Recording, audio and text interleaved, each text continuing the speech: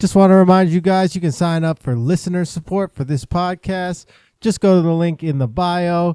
Every little bit helps. We're trying to upgrade the studio, upgrade the cameras, upgrade the guests, upgrade the whole experience. So even $1 donation goes a long way here. If you don't want to do listener support, you can also go to billypodcast.com and pick up some merch. We got some hoodies right now, and you can find those at billypodcast.com. Thanks, guys. Welcome back to the show. Welcome back to the show. Welcome back to the show. I'm Billy, the host. Welcome back to the show. Welcome back to the show. Welcome back to the show. Welcome back to the show. I'm Billy, the host. Welcome back to the show. I'm Billy, the host. We're joined today by comedian and producer Trent Ludzack. Hello. We're in Trent's unnamed studio in beautiful Marietta, Georgia. And our guest today is the lead guitarist of the Atlanta-based rock band, Sarah and the Safe Word. Everybody please welcome Kienan Dietrich.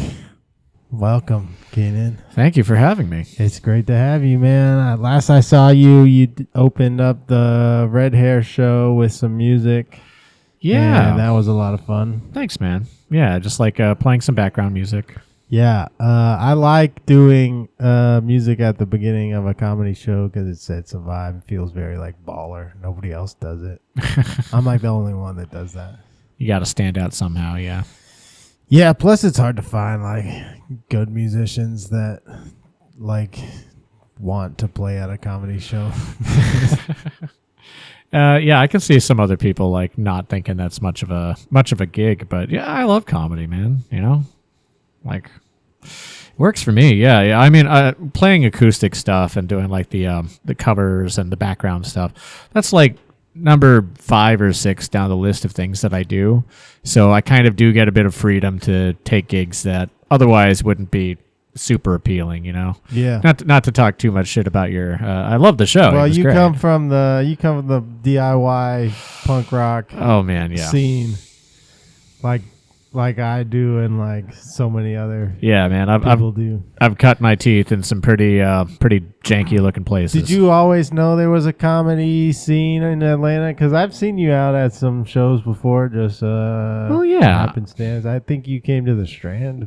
I mean, a few times. I know that one exists, but like, I've never, to be honest, even when it comes to music, I've never been much one for like show up to the open mics and watch people, and, like watch 10 people and like 8 of them might suck. And I think there's like things that comics could learn from musicians and musicians could learn from comics. Like showing up to the open mic for music is not such a bad idea, you know. It's not. I mean, a lot of it is just generating a community, you know. Yeah, because with comedy, that's kind of where we network and find out who we want for our show and whose show we'd be good for. It's true. I think one of the main differences that makes that a little harder sometimes is that with musicians, they need to bring equipment, you know, and if you're playing somebody's basement, then like, but dude, like, you know, so much of the equipment game was just like big dicking on each other. Oh, for sure. So it's just like the producers in charge of the equipment and everybody just plays off of like a couple 212s and a 610, like you're good. You don't have to bring that much stuff. For sure. I'm talking about like people who want to play piano. They got to bring a whole fucking keyboard or something down a flight of steps. You know, just get rid of the piano and use backing tracks. Just bring an accordion. Just, you know. All you need is like a couple of Kempers and oh my God, some backing tracks and you're good. Yeah, I guess. But I mean, that's what I'm saying. Like comedy people, they just get to show up with a microphone in their brain, you know? I just feel like there's a lot more like locals running shows around the city when it comes to comedy, whereas music, it's kind of like there's these few promoters that put on shows, and music kind of has this weird like mystique around it too that comedians just definitely don't have. Oh, for sure. Yeah. Well, we just show up, you know. We just like literally, you don't have to bring any equipment. You don't need 4 other people. You just show up. But I also think that makes you stronger, though, because, you know, that if you get up there with just a microphone and your own ideas and you fail, that's rough. Like, you know, at least if you're playing music, maybe you can be like, my guitar was out of tune, or, I just wasn't feeling it that day or whatever. But like doing stand-up definitely made me a better performer in general. Like, so now I think I'm a much better musician. Yeah. Having done stand-up, because I'm like, oh, okay. I thought I understood stage presence, but really I didn't. That's just such a true thing, is that musicians don't tend, especially like punk ones, like with the stuff we grew up with, like they don't tend to focus on their performance aspect. It's like, if I can get my guitar to sound loud or the drums sound cool or if I'm screaming good, then that's good. It's like, no, man, you actually have to be like, I don't mean this to sound elitist, but you kind of have to earn your spot on stage. Like if there's 50 people in a room, you know, or 10, you got to give them a reason to be looking at you versus anybody else. And that's something that comedians just kind of like, that's where they start. And musicians figure that out along the way. I think that's kind of a little silly. Sometimes they never do. I think there's a lot more ego in like music, like, because you can have an ego and the music is different, whereas I feel like comedy is kind of an equalizer where like if you have an ego, that's fine, but when I watch you on stage, I'm gonna know if you're good or not. That's true. There's not a lot to hide behind. You know how like with music there's kind of like, there are people who are more, and I use this word carefully, pretentious than others. Like they act like their music is very special and important. Yeah. Is there a kind of like comedian equivalent of like the person who gets up there and like they just think their jokes are so fucking good? You see it, but usually that equalizer brings you back down eventually, because it's gonna get hard, it's gonna get silly, it's gonna get stupid. Like you're gonna be at a Chinese restaurant or a bowling alley at one point, and like there's a bunch of families and they just don't want to hear it, you know.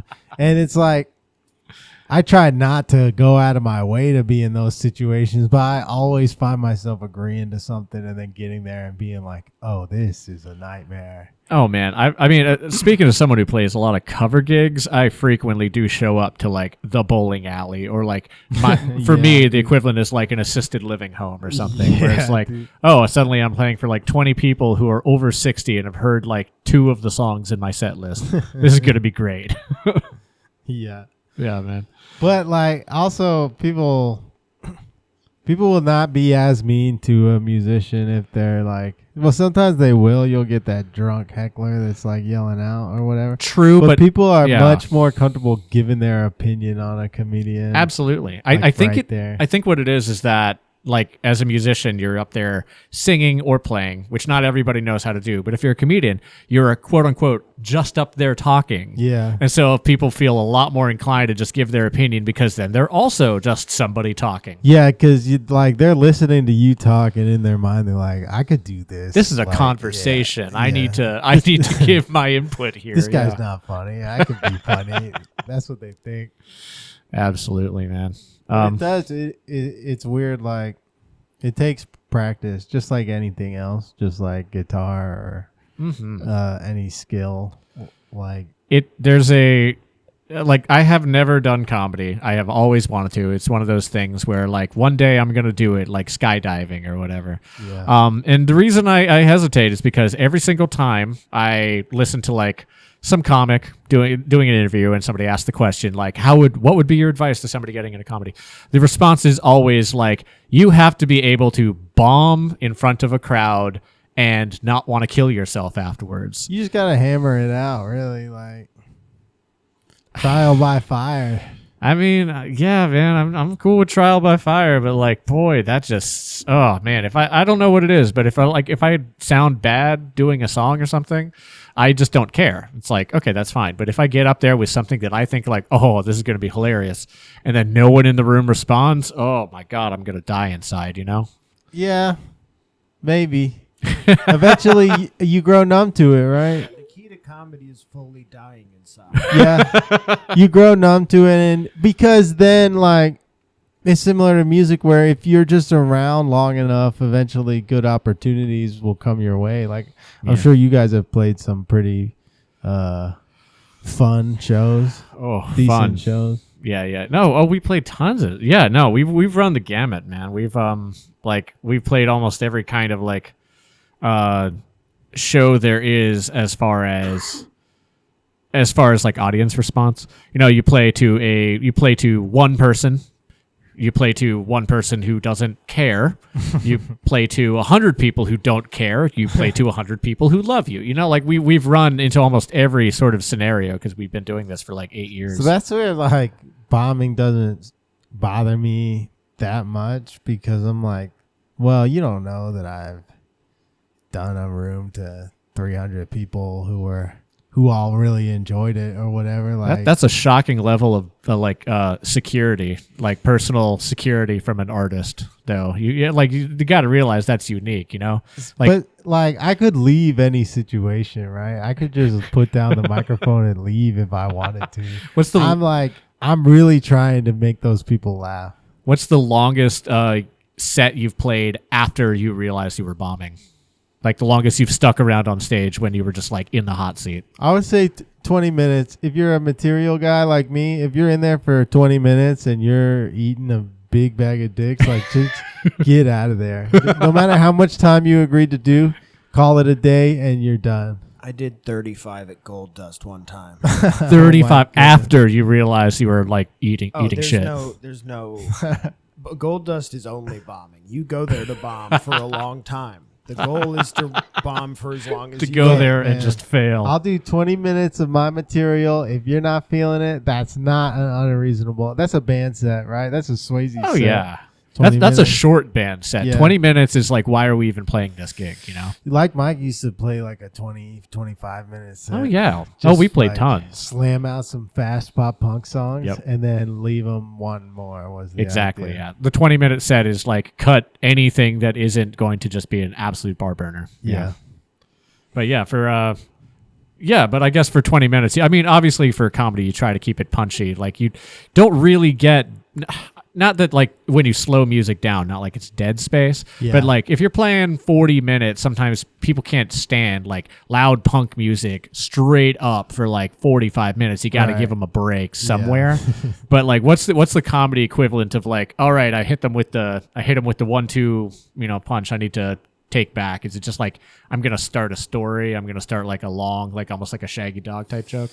Well, yeah, because like if you get in their good graces with the punchy one-liner stuff, then you're like, okay, I can go into something a little more nuanced, a little more like Something requires a little more setup. yeah, something that's just more fun to set up, in my opinion. Like I don't know, I guess you could punch up a lot of material, but I like to take my time and set it up and like build some suspense and like build the some anticipation. misdirect. Yeah. That's interesting. I would be terrified to do that. I mean, I get it. Like after you've been doing it for a while, you try different forms, but I'm afraid of doing that musically. Like if I'm writing a song and the song's starting to get like over 4 minutes, I'm like, oh, this better be interesting. Yeah. I don't know. Yeah, a song doesn't have to have any length, I think. And especially now with everybody streaming music. Like, Oh, you man. can have a 15-minute song. Like There was a song I was listening to by this Scottish band that I really like, and I kept wondering like, why don't I remember this song of theirs? It's really good. And then I clocked that the song is 1 minute and 40 seconds. That's an intro, man. That's not a song. And this was a real song. They did the chorus twice and ended on the chorus. let's go. It's called Ache by a band called Excerts, but like the letter X, CERTS. I like short songs. Oh, this one's real freaking short. Yeah, see? A minute Can't 41. play this. Well, Good. where-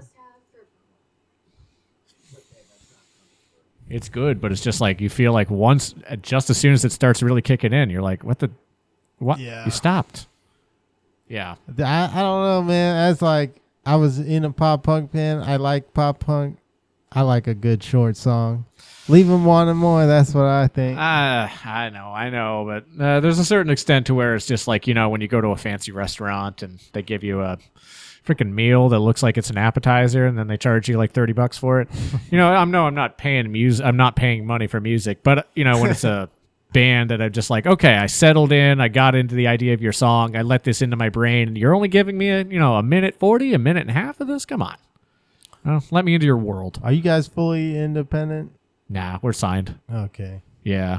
Have you seen any royalties from Spotify? Because you got a decent amount of monthly listeners. Yeah, we're doing stuff. good. All the royalties currently are still going back to the label, which is Right. good because we've Paying racked up. for some nice, Yeah, very nice records. We racked up something, but it's crazy when we have like the finance meetings and we realize that like, oh, that's right, these plays actually do translate to like dollars. It's Yeah. just we're not seeing any of those dollars. So we'll see like a statement and it's like, in this year, you guys earned like $11,000, and it's like cool, but we'll never see any of that. Awesome, but yeah, we're doing okay.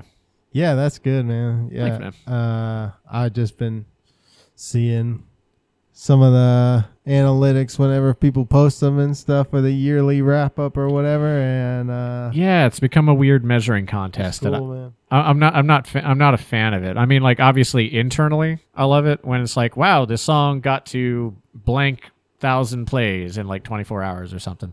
But like, I don't love this trend of seeing bands like take a screenshot of that and then like posting it and bragging. This is like, it feels a little weird. Yeah, I don't know. It's interesting. I like to look at them. I Yeah. guess just to see who's working and what their stuff looks like. Just because I look at the analytics for this podcast or whatever. I mean, videos. yeah, but I'm so you're a bad creator, about like I'm really not even a creator. I'm just like a performer. I hate doing videos and posting on Instagram and TikTok and stuff. I can't stand doing that stuff. I'm kind of with you on that. All I meant was that like your primary method of engaging with this stuff is as somebody who has made the stuff versus Yeah. people who are just listeners and like their primary thing is not making music, but they love music. I like to write and I like to perform. That's Yeah. pretty much it. Yeah. No recording. Not a recording guy. Not really. Yeah. Recording's boring. Dude. Yeah. I mean, I like recording, but if I'm writing and performing and booking and doing all that, then I don't want to record. That's fair, man. I just feel like Somebody else can do recording it. keeps me accountable. Like if all I were doing was performing, I feel like I would pick up some pretty bad habits because I wouldn't be retaining anything. But recording gets you in there and kind of strips everything away so that like, oh, am I good at playing in time? Well, the click track will let you know. Yeah. It's like, oh, am I good? I mean, I'll do it. But it's just, yeah. And I mean, you loosen up after a while, but at the beginning, I'm always so nervous. Like, I'm going to mess this up so many times. Oh, yeah. You got, And then you get comfortable. you got the red light fever, eh? Yeah. Oh, I'm man, always yeah. like worried the producer's going to be mad. We have to do another take because I'm so terrible at my instrument. That's fair, man. No, I don't have red light fever, but I do have this thing where I just like I'm able to focus on something for a certain amount of time, and then it's just like a rubber band and it snaps. Well, my friend Dan played drums on one of y'all's records. Yeah, they played on our first EP and our first full length. Yeah. Yeah. That's what's up. Yeah, and then we did remix the full length. Dan rocks. Yeah, Dan's awesome. Yeah, I love Dan. Great drummer. Yeah, they were. They said that you did a lot of the composing on. I do. Yeah. So. Yeah, I handle a lot of the music and the composing and the arranging, I guess is the term. How is that process for you? Like, do you get an idea for a song, or do you work together with any of the other people in the band? So, Sarah, the general way Safe Word works is that Sarah and I write the songs together. Sometimes I'll have the lyric idea. Most of the time, Sarah has the lyrical idea, and I'll put it to music. And then together we kind of come up with an idea of what the song is going to be. That's pretty broad because it can be anything. Say we want this to be a rock kind of song, or we want it to be more along the lines of like a certain artist or whatever. And then I kind of just go off on my own and, let my imagination percolate and come up with ideas. Make sure I'm not coming up with using the same idea I've already done like a few times. And I just try to keep track of it. And I try to keep a record of what I want every instrument to do, what instruments I want to be on there, and what I want them to do. And a lot of that is just to save time in the studio. When you're in the studio, whether it's hourly or whatever, every minute counts. It's expensive. Yeah, it's expensive. So you don't want to figure this stuff out. Like that's why I get so nervous, dude. So like everybody's gonna be mad we're paying for this and I'm taking forever. Boy, I get it, man. Sometimes I go in there with an idea and then shit just needs to change like on the fly, and then it's like, hey, come up with a good idea in like 5 minutes. I've been taking some time recently though to learn the recording a little bit. Like just do it at home with Ableton or whatever. Yeah. And actually like learn that side of it. Yeah. I was very much just like, yeah, I'm a performer. I'm a band dude. Like I'm in a band. See, I can't relate to that. I started cutting my teeth when I was like 13 or 14 on like the worst technology possible, which was like tape cassettes. Yeah, reel to reel. Yeah, well, not that bad. It was but it was like almost reel to reel. In my opinion, would have been better because like with cassettes, it's this little tiny piece of tape. You can't do anything about that. With reel to reel, at least it's like 2-inch and you can kind of like cut stuff. But this was like just miserable. I had like a Tascam 4-track and When did you start playing the guitar? I started playing the guitar when I was 12. Basically, I picked it up for like a couple weeks when I was 12. Fucking hated it. Thought I would be amazing right away. I wasn't. Didn't touch it again for a year. And then I picked it up again, and I was suddenly already way better, even though I hadn't touched it for like a year. Nice. Yep. And then I figured like, okay, that's a good sign, and I just kept doing it. Yeah. I actually wanted to play bass. I started off wanting to learn bass. But my family wouldn't buy a thing for me because, I was poor as a child. And my dad played guitar, so there were already guitars around the house. So I was like, okay, that was easy. Yeah. Yeah. If you just do it a lot, eventually you get better. I'm still not very good at it. I picked it up when I was 16. I was like, I could be good at this, and I'm still not good at it. I hit a wall at some point. I just got to a certain level where I was like, that's adequate. And then I never got beyond that. To this day, there's still stuff on guitar that like other people can do. And they do it. There's like 8-year-olds on YouTube who are just like absolutely doing stuff I could never do on guitar. And I just have to accept it as a physical limitation, Yeah. Like my fingers just aren't designed that way. So you say your dad played guitar and had guitars around the house? Yeah, he played a lot of acoustic guitar. He didn't have an electric at that point. I mean, he played like everything, but like he never took it super seriously. So any guitars that he had were just kind of like if, somebody else had like a game console that was just hanging around. Like, oh yeah, they play video games every once in a while, so they've got a console. It's over there collecting dust. That was kind of like how it was with like my dad had like a 12-string and a 6-string acoustic.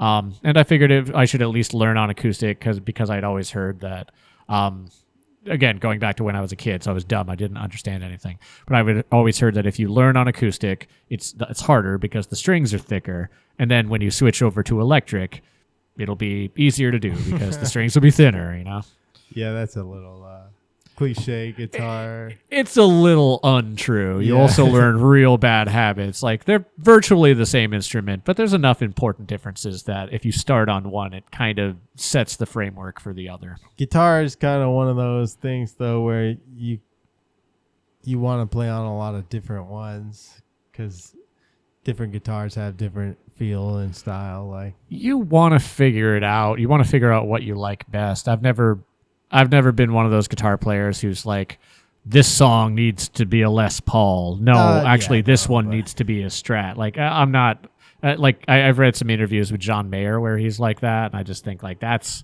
a rich kid's game. Like, no, I want to find what guitar I like, and I'll buy the expensive one, never have to do that again, and then just every song I'll adapt. See, I'm a sucker for a good deal. If I see like a nice new guitar that's like $250 or something, I'm like, I want that. There's a sweet spot. Some lunatics will spend like $5,000 on a guitar. I would never. For me, it's like once you start getting above, I don't know, like 800, 700, 800, there's like that spot between, a $700 guitar won't sound as good as a $1,200 guitar. Yeah. But a $1,200 guitar and a $2,000 guitar will sound exactly the fucking same.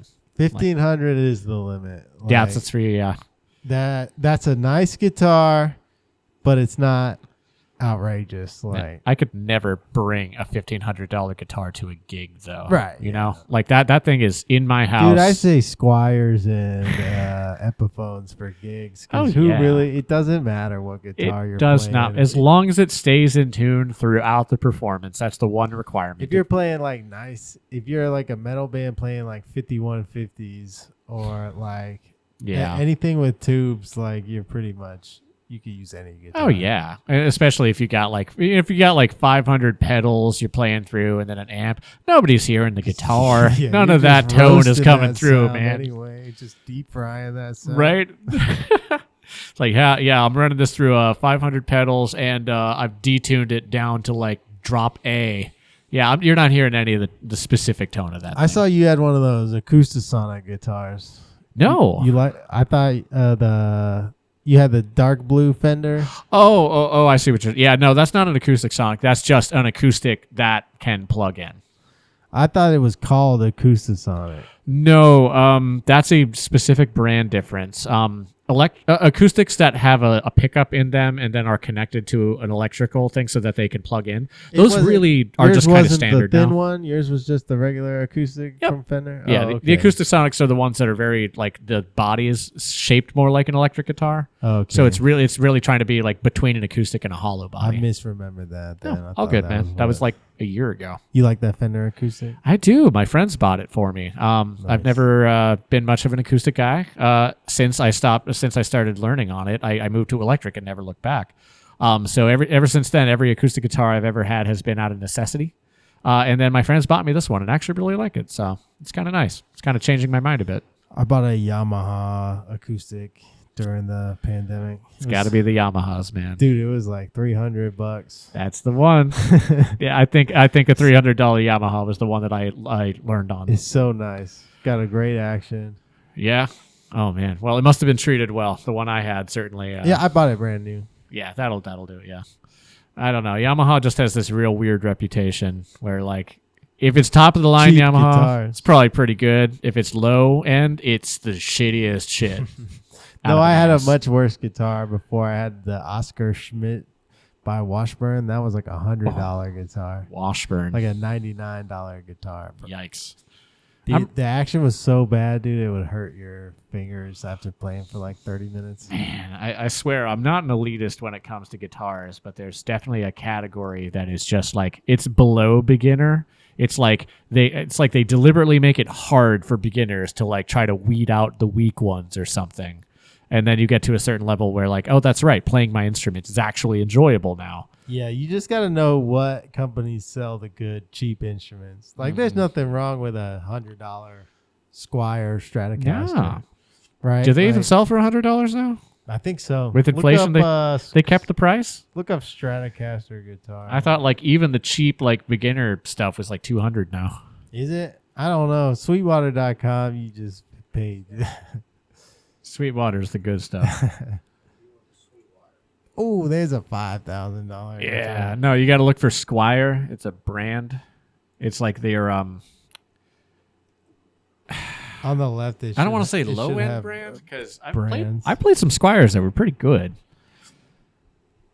Yeah, it depends. Like, you get what you pay for with Squire. 100%. I the way I look at it is like the cheaper it is, the more That's showing you all Fenders. the more of a dice roll it is. Like you can still find $100 guitar that sounds amazing and would shock you that it's $100, but it's like just taking more of a chance. Yeah. You're unlikelier and unlikelier to find that.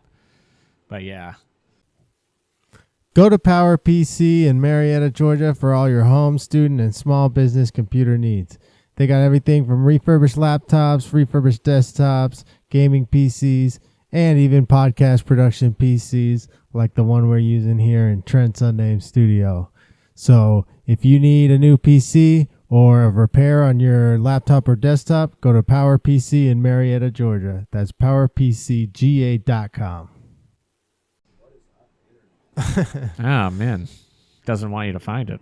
Yeah, but like $200 to $300 for a beginner guitar, I think is pretty reasonable. You're gonna get something That's decent. good. I don't know. I do think like the collector guitar people, those people are a little crazy. I don't understand that. Why would you have a guitar that's just going to sit on a wall and you're not going to play? Like I said, if I got a $1,500 guitar, $189. You were right. $200. all right, yeah, that's kind of what I thought.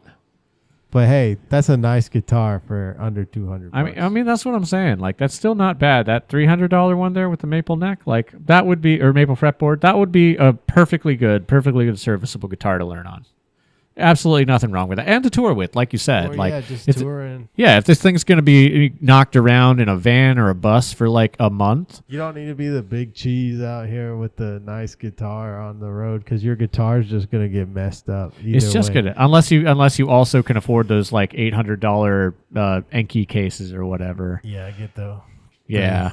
I mean, it really depends on what level you're touring at, but either way, if you're bringing like a special studio level guitar on tour, you either have a crew or you're making a mistake.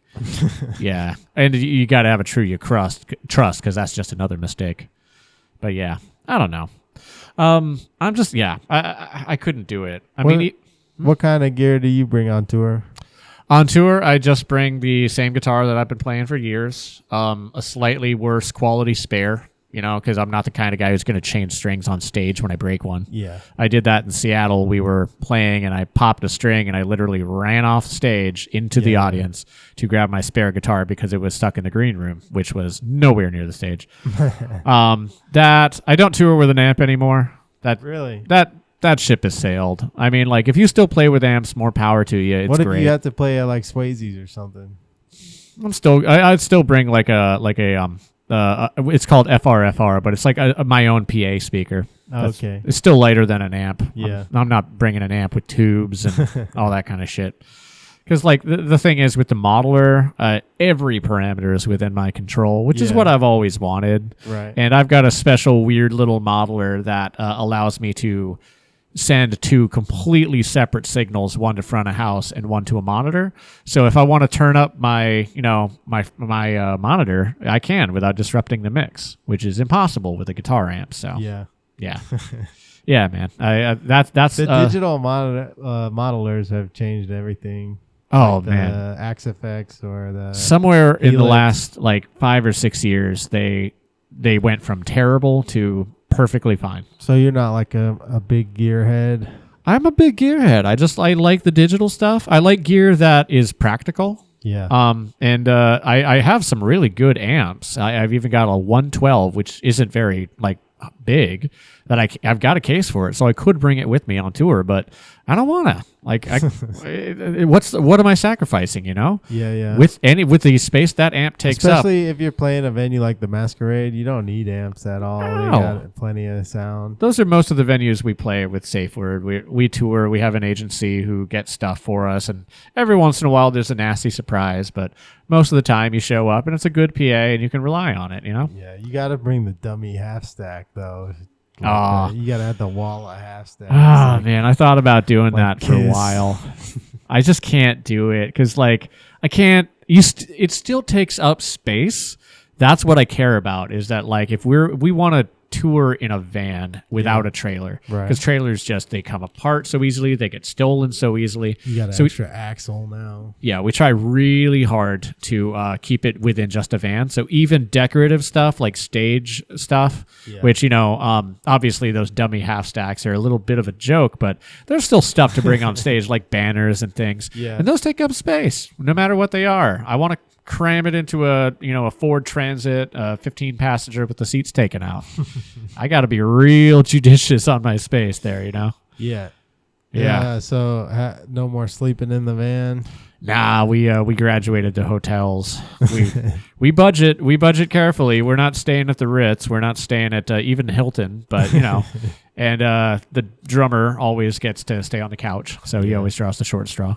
But yeah, man. I mean, hotels have gotten ridiculously expensive in the last few years, no matter how expensive it is, we've done all sorts of the touring, right? We've done the thing where you like call up a friend in another state and be like, "Hey, can we sleep on your couch?" And just the many times that we did it, it was never worth it. Yeah, I used to just pray for carpet at every like friend's place we were gonna stay. Be like, please just have carpet. That's all I'm asking. Yeah, we brought our own air mattresses a lot of the time. Floor. Yeah. But yeah, no, there was one tour where we played Columbus, Ohio. It was a friend of ours, Mick Martinez, from the band Snarls, and we played this. I think it was the apartment where Mick was living, and we tried to leave.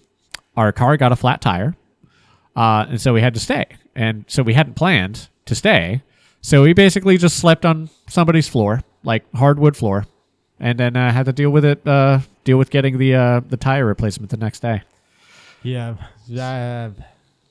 we've had to replace many tires. Oh yeah, no. This was part of the. We did a run that was 3 dates, and we popped a tire on the way to the first one, and then popped this tire in Ohio. So 3 days, 2 flat tires. I think we popped 3 on one tour one time because we had just bought the van and all the tires were like rotted out. Oh man! But they looked good. They all had like really good tread and stuff. But every single tire blew on that. Were you able to patch any of them, or did they all have to be replaced?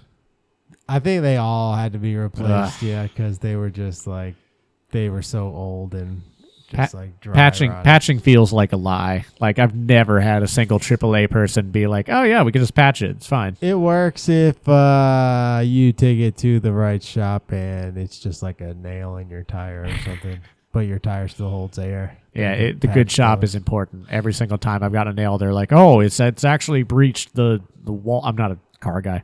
It's breached the wall. You couldn't, Oh yeah, well you got to take it to like the mom and pop tire guys. There's one in Marietta. You can go there and get a tire plugged up in like 10 minutes, or get a used tire for like $30. Oh man. Like if you got a flat, you can get a tire today. I mean, I've been pretty desperate, but my thing is if I'm popping a tire in LA, like Los Angeles, I have nowhere near home. I don't know what the hell I'm doing. It's worth it. The extra money, if I have it. Yeah. It's worth it to not think I'm going to break down just like a few miles later, Yeah, one time our whole like radiator blew up. Oh, God. The road. Honestly, at this point, we again, it's expensive. Our but van was such a piece of crap, though. we stick with rental vans. That's the way to go. It really is. Like it's a lot of money up front. You can't put a price on peace of mind. It's not your problem. You Yep. get the insurance on there. Yep. If there's any vehicle issues, it's not your problem. Yep. The Hertz is Avis. Sorry, Avis is the company we use, and yeah, it's great. It means like anywhere you are nationwide, if you need something, you pop into an Avis, and they're like, "Oh yeah, we'll take care of it because it's our vehicle." And then if something's wrong, you just worst case scenario, they just swap you with a different vehicle. Yeah, that doesn't tend to work with us because I always take the seats out. Yeah. They always freak out. It's like, "Oh, we'll never get the calm the fuck down. I'll get your seats back." I'm not trying to steal anything. I don't want a random pair of van seats in my garage.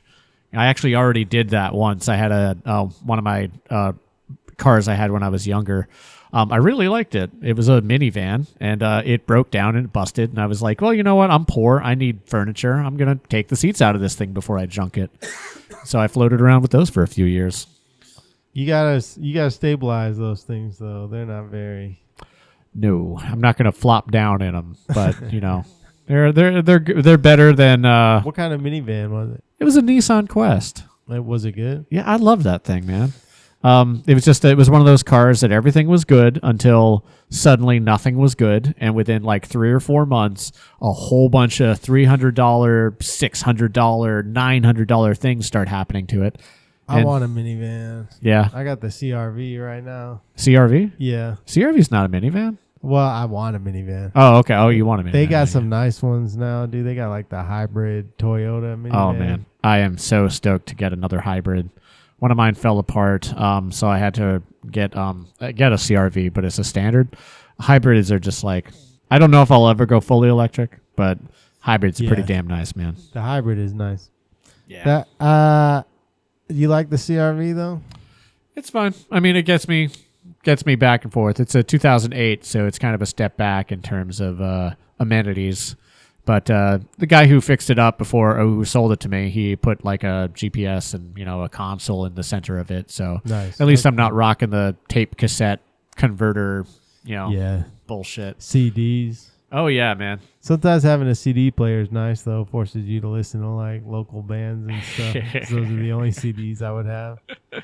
I just got Bluetooth, man. I'll just send me your Bandcamp. I'll just listen to it on my phone, Yeah.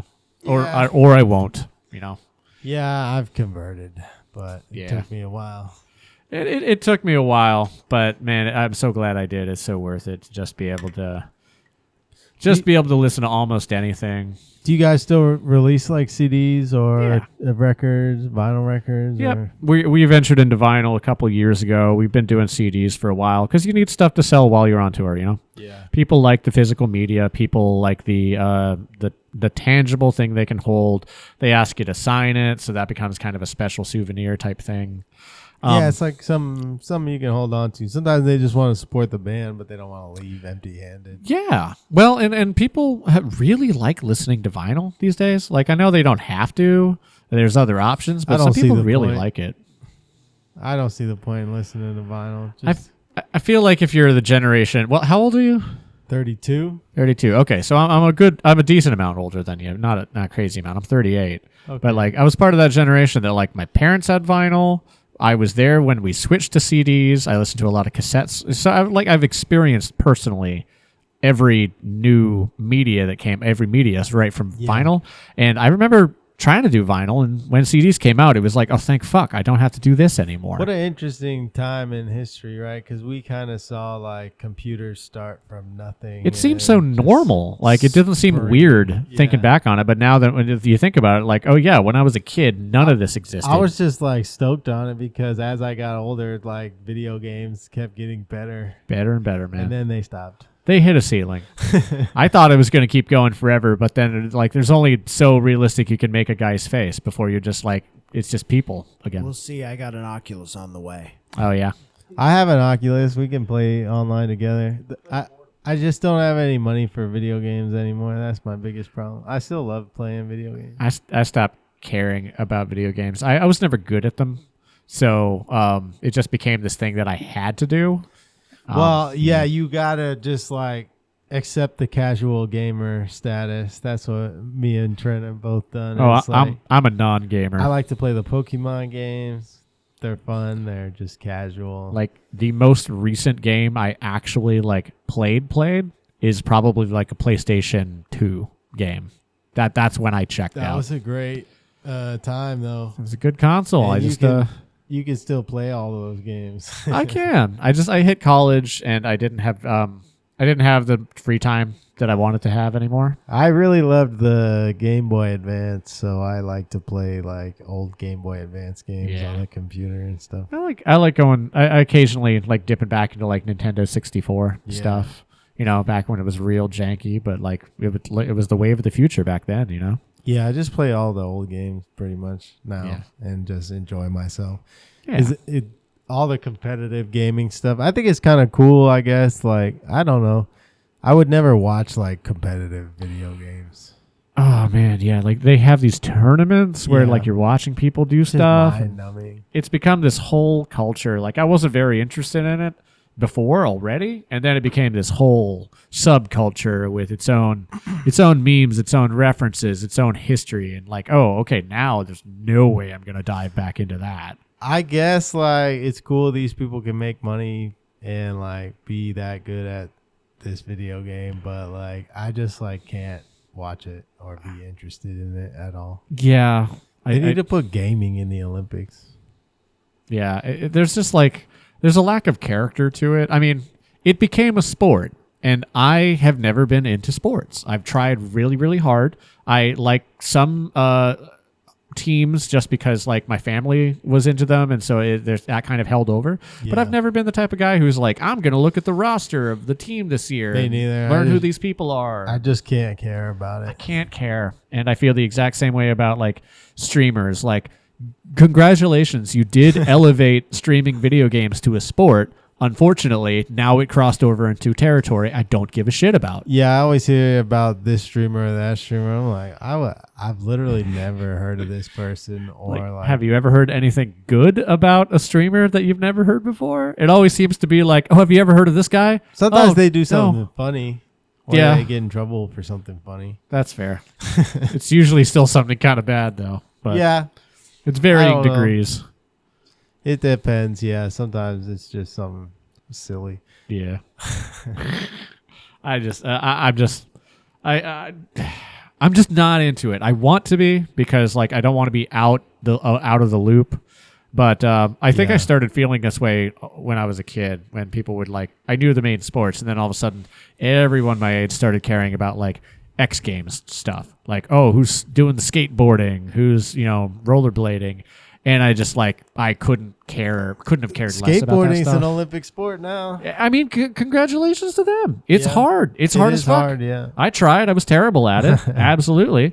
But I'm saying, like, there's some music I'm terrible at, and I still pay attention to the musicians who create it, and I'm still really into that world. Skateboarding, but I will hurt myself. I don't do sports. I don't do anything with pain involved Yeah. because I will hurt myself. Well, the good news is you don't have to. Yeah, Yep. hopefully.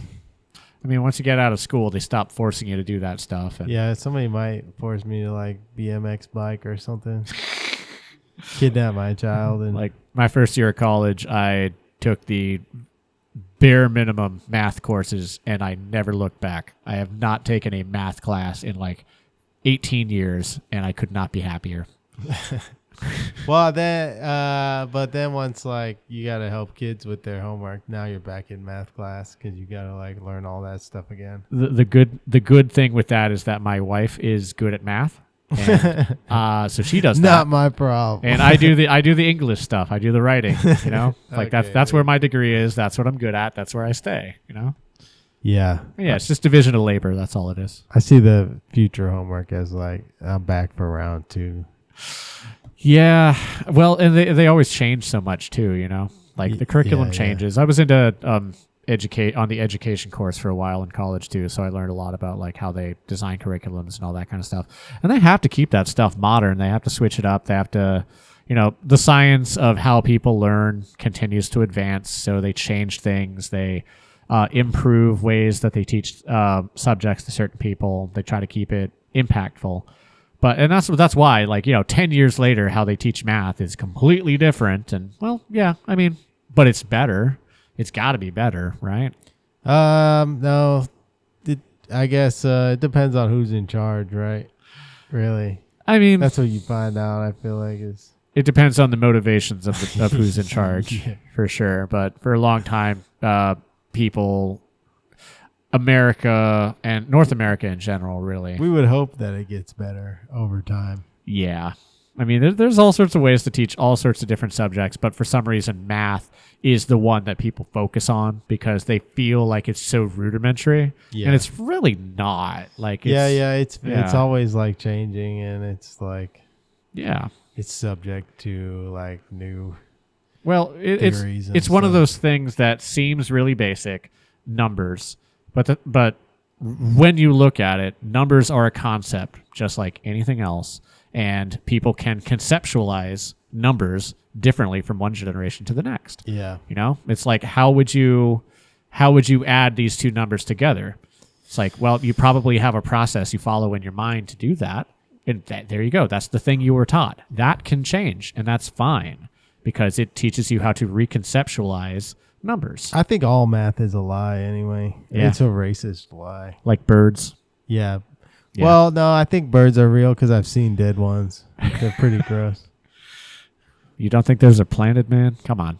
Open your eyes. Those might be planted. Yeah, it's just like some. What fake- would be easier in the pig What would guts. be easier in the I world don't to plant know, that dude. not dead birds? That's pretty smart though. Like the CIA planted a bird for me to hit with my car, and then Simple magic tricks, man. some birds They could stand be on the fake. side of the highway and they throw dead birds in front of cars as they go by. I just feel like that's a pretty convoluted like thing to do. Make birds fake Couldn't you just hide cameras? They just and drop them stuff? from satellites, man. What do you think all those satellites are out there for? Yeah, can't they watch people from space? Yeah, they Like, totally do. Why do they need birds to do it? So no. I think they want people to believe in a more magical world. But I think, like math is only relative to like what we know about the universe, really. Yeah. It's just an observation.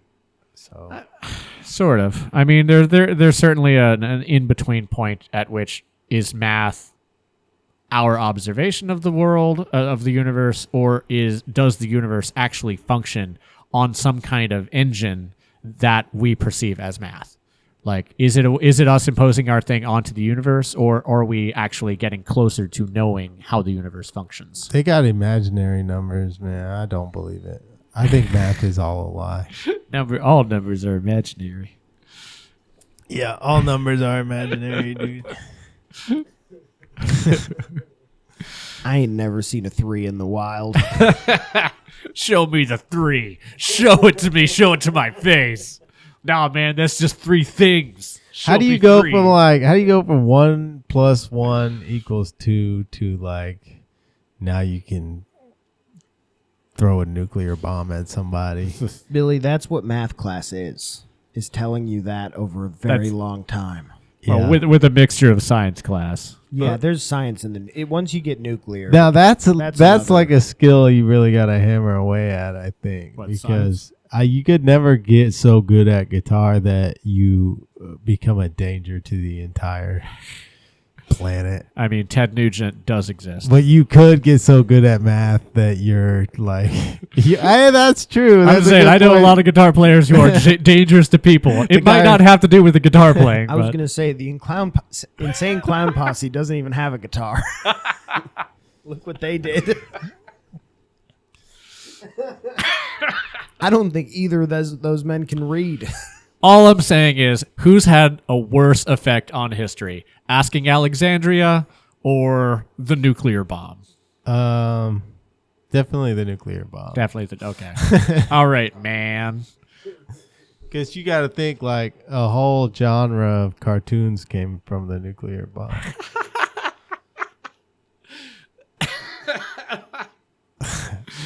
Asking Alexandria was just one type of metalcore band. I mean, yeah, they've certainly made an impact though recently.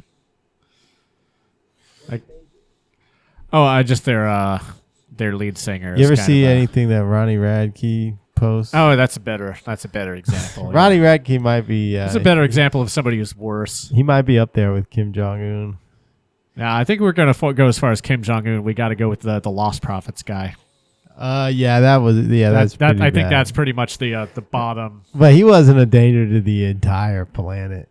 I don't know if Kim Jong Just the Un children. is either. Frankly, I mean, Well, not to yeah. downplay But China it. could I'm be. just saying he's certainly a danger to people in North Korea. He's certainly a danger to the people surrounding. But like every time he's like, "Oh, we have a missile that can definitely make it to America," Yeah, Not sure I probably believe it. not. Yeah. but but he might have some crazy. So possibly. I don't think he could bomb us, but he could bomb somebody close. That's what I'm saying. You said the entire world. Certainly a danger to the people near him. And I'm just certainly saying, the like- people under his rule. What's another skill like math where you could get so good at it that now like you're in trouble? You for mean being other than good math at and it? science? I think you can get so good at advertising That's true. that you could screw up the world. Okay, yeah, that is true. Yeah. I think like inventing ways to sell ideas to people, and you if you don't pay enough attention to what type of ideas are going to fall under there. Do you think you can get so good at philosophy that you could be dangerous to people? Yeah. Maybe, yeah. Yeah. Well, people are stupid though. You gotta think. That's exactly why. Some people are pretty stupid. I feel like you can only get so good at philosophy though. Do you think that it would be more dangerous to have people better educated? Definitely more dangerous to people who are in power right now. Yeah, that's a matter of perspective. I know. That's why I'm asking. But I don't think it's possible for a populace to be too educated. Yeah, I think it makes your society Yeah. like exponentially better. I think literally anybody who stands in the way of education is exactly the type of person that you need to watch out for. They're kind of announcing their intentions to take advantage of quote unquote stupid people. At the same time, like that's what got us to like AI technology, and now AI is just gonna like. Is that what got us to AI technology? Because I'm over. pretty sure that was capitalism. It could have been aliens. Capitalism Nah. too, maybe.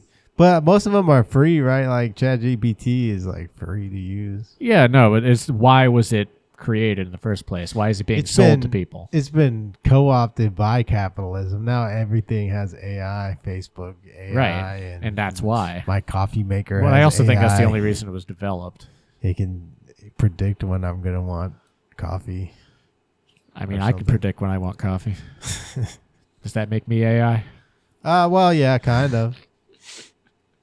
I saw somebody had like advertising like a clock in their shower that was AI driven. I didn't even ask what the hell that was supposed How to is be. a I clock just, like, gonna have AI? first of all, I don't want a clock in my shower. It's not even the clock you look at the most during the day. It's the clock you look at once, maybe twice a day. Hey man, if you're not timing your showers, I don't know what to tell you. Get on the grind set. The you know? reason I'm afraid of AI is because, like, if you think about it, we've had AI for a while. All the like enemies in video games are technically AI, and the first thing we taught them to do was kill. That's so different from humans, right? Yeah, I mean that is probably the first thing we learned. Like, here's how to kill better. I mean, certain people we're certainly good at it as a species. I'm not sure if I'm afraid of AI, but I'm also not really. I don't believe actual AI can exist yet. Like, yeah, obviously I understand what it is, and I believe that it does exist, but like conceptually. But I just think us achieving it is so far out of the realm of possibility right now. It's really not even worth thinking about. You know, Yeah, it's like flying cars. Like, yeah. Really? You think about like becoming multi-planet species too. Like, it sounds like a really like noble quest. Like that we're like progressing in our sciences and technology. But I think about like we have such a bad track record of like showing up to new places. Like, what are we gonna do when we get there? we do, yeah. Probably what we do best, which is kill and enslave. I don't disagree when people say like, why the fuck are we talking about landing on other planets when we can't even take care of this one? Yeah, I'm a pretty Just go solid believer ruin in that one. another Yeah, planet. exactly. Just like, don't be those You'll mess up. don't be those roommates who just like leave their rental house looking like shit, and then they just go find another one to continue looking Just worse. humans in general. Whenever you get a big group of humans that show up to a new spot, what do they usually do? Just start wrecking up the place. Well, see, it's that typical thing of like humans being both animal and something above animal, you know, like when our intellect gets it, like, you know, at the end of the day, we're still kind of animals. So, And that's where the aliens come in. hey. You got music coming up or shows? Anything you want to promote right now? Yeah, sure. There's a new Safe Word single. I forget what the exact release date is, but it's in September. I think it's September 12th, but don't quote me on that. That's coming. I'm real excited about that one. First time working with this one producer in Brooklyn. And as far as shows, I'm just going to be everywhere. I'm playing with... when is this going to come out? 2 weeks. Okay, I'm not going to advertise that one. Playing at Mad Life in like next Tuesday. Okay. Um, I can put it out yeah. quicker. Oh no, you're good. You're good. Don't worry about it. Yeah. No, I'm everywhere, man. I'm everywhere at all times. Just check out my socials at SafeWordKeenan on Instagram, and you'll see me make posts about them. Thanks for coming through, man. Absolutely, Appreciate it. Looking forward to new music and all the stuff that you're doing, man. Cool, man. Thanks. Peace, y'all.